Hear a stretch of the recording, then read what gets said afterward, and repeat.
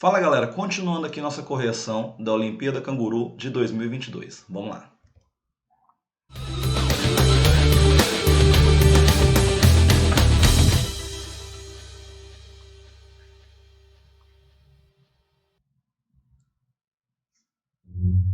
Então vamos lá pessoal, mas antes de começar, senta o dedo no like, se inscreve no canal, ativa as notificações e compartilha com a galera.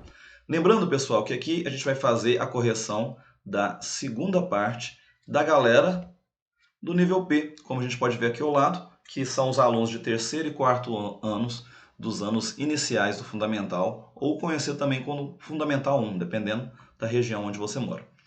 Caso tenha perdido as primeiras partes aí, é só olhar nas playlists, nos links acima.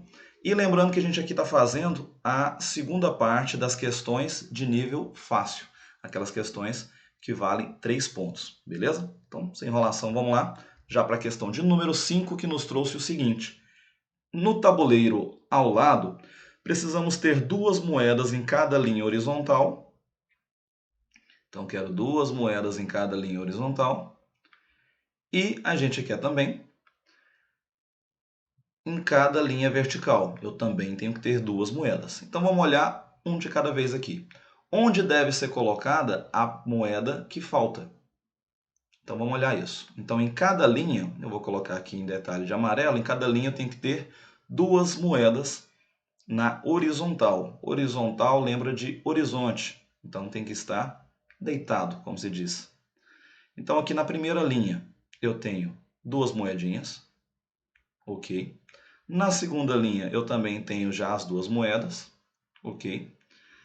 Na terceira linha eu tenho apenas uma, então em relação à linha eu já achei que é essa linha que eu tenho que olhar, ela que está faltando uma moeda, porque na última eu também já tenho 2 moedas, ok. Então olhando em relação às linhas horizontais, eu já me posicionei, eu já encontrei aonde está faltando. Agora eu vou olhar em relação às linhas verticais.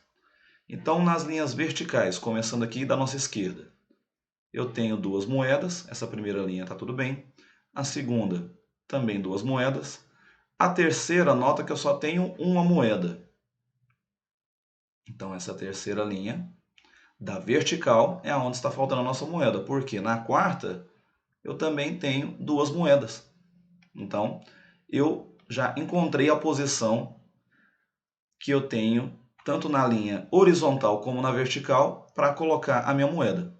E o encontro dessas duas, da linha vertical com a horizontal, nota que eu tenho como posição aqui essa casinha.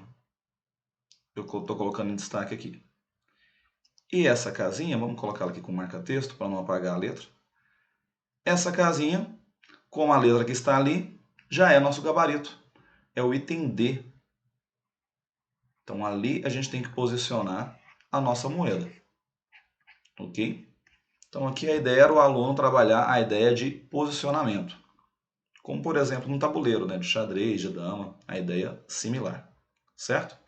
Vamos para a próxima questão ali, pessoal. Questão de número 6. Falava o seguinte.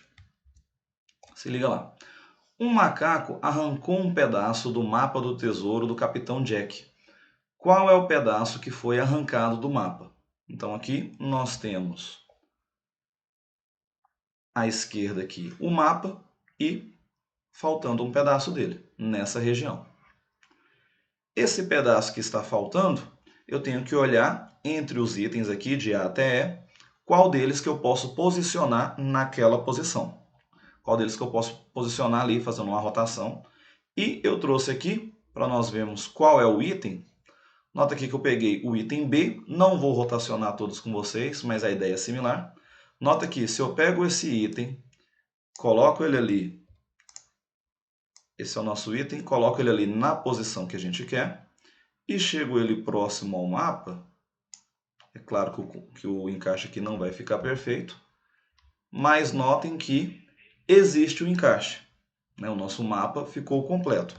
Vamos até dar um zoom aqui para facilitar, caso o pessoal que esteja assistindo no celular não tenha uma visão legal desse mapa.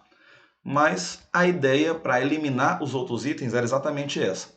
Se eu rotaciono a minha figura e ela não fica numa posição de encaixe perfeito, a gente chegaria então à conclusão aqui que o gabarito era o item B. Então, novamente, o nosso mapa estava dessa forma, faltando um pedaço, e ao rotacionar e encaixar ali o item B, nosso mapa ficou completo, beleza? Então, só uma ideia de posicionamento. Assim como ele trabalhou também na questão de número 7, acompanha aqui com a gente. Ele nos disse o seguinte: Paula junta as 4 peças do quebra-cabeça, então essas 4 peças aqui.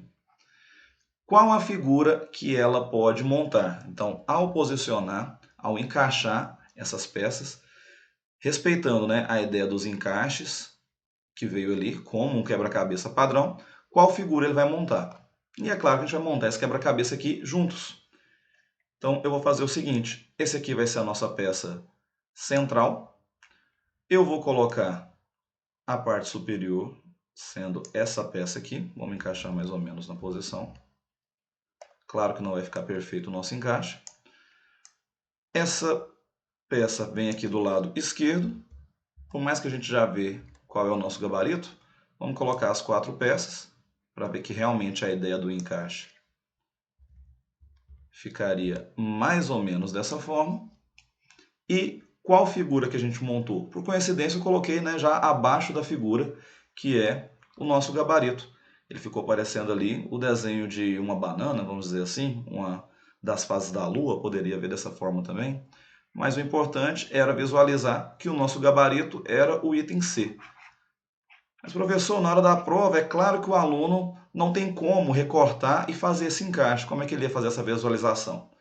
Ele tem que imaginar, né, pessoal? Em todas essas aí, tem que ter aquela ideia de manipulação das figuras e visualizar ela nas posições corretas, beleza? Fechando aqui a última questão da parte do nível P das questões fáceis, as questões de 3 pontos. Lembrando que aqui a gente tem vídeo aqui no canal explicando como é que funciona a pontuação, como é que funciona os níveis e a questão das notas dentro da Olimpíada Canguru. Se você não viu, dá uma olhada na playlist aí. E a questão de número 8 traz o seguinte: um pouco de tinta foi derramado sobre uma folha quadriculada, como mostra a figura ao lado. Quantos quadradinhos foram atingidos pela tinta? Então era só para contabilizar quantos quadradinhos foram atingidos. Antes disso, com uma caneta aqui de outra cor, eu vou reforçar a divisão dos quadradinhos que foram atingidos pela tinta. É uma das formas de facilitar a visualização. É claro que na hora da prova, o aluno poderia fazer isso também. Então estou só aqui reforçando o quadriculado que existia, que agora vai ficar fácil a gente contabilizar. Quantos foram atingidos pela tinta. Então, começando aqui, vamos seguir aqui para ter uma ordem, eu vou olhar de cima para baixo. Então, tenho 1, 2, 3, 4 quadrados, que tem um pedaço borrado pela tinta. 5, 6, 7, 8, 9, 10. Lembrem do 10, que eu vou finalizar aqui a divisão, que eu não tinha feito. Agora sim. Até então a gente tem 10 quadradinhos atingidos. Continuando. 11, 12, 13, 14, 15. Um pedacinho ali, mas é 16.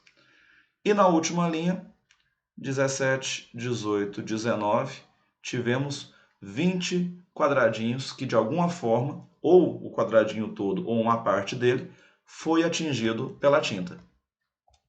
E 20, o nosso gabarito aqui, é a letra E.